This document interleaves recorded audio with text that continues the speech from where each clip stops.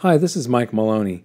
With all the stuff that's been happening in Greece with the euro and now we've got the Chinese stock market crashing and everything, one of the stories that's been sort of falling to the background, I see some websites talking about it, but this war on cash that has been happening is actually more important than whatever happens with Greece and the euro.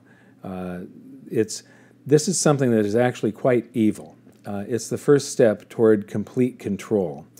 The people that promote it are saying things like they'll be able to eliminate recessions because the banks can charge people very heavy interest during a recession and cause them to go out and spend their currency instead of saving it in the bank. They either have to put it into the stock market or spend it, or its purchasing power will be gone.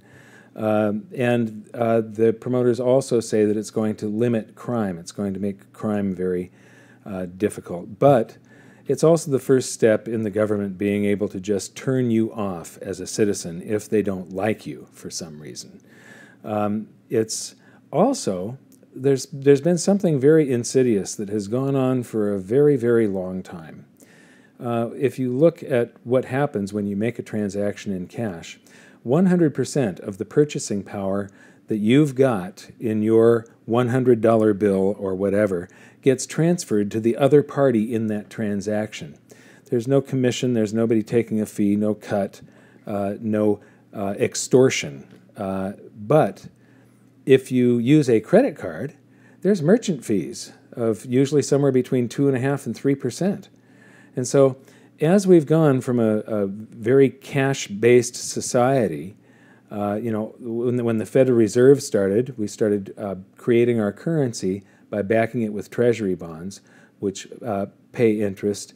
And it's one way that the banking system has inserted itself, and they get to take a little piece of the pie, a little cut of all the transactions that happen. With credit cards, that 2 or 3% is the banks inserting themselves even more, and I know that most of us these days, most of the transactions that we make are now on with credit cards, not with cash. And now if we go 100% electronic, the banks can decide to charge you whatever they want in each transaction. The government gets to tax every transaction immediately. They get to tax your income while you're making it. If they don't like you, like I said, they can just switch you off as a person. But what's happening is we've got this enormous bloated financial sector that keeps on growing, almost like a cancer. And that financial sector doesn't produce anything. It doesn't make anything that you can live in or wear or drive or eat. And yet, it's becoming a greater and greater portion of the world economy. And it's doing it through means like this, where it's taking a little nibble off of everything that we do, all of our transactions.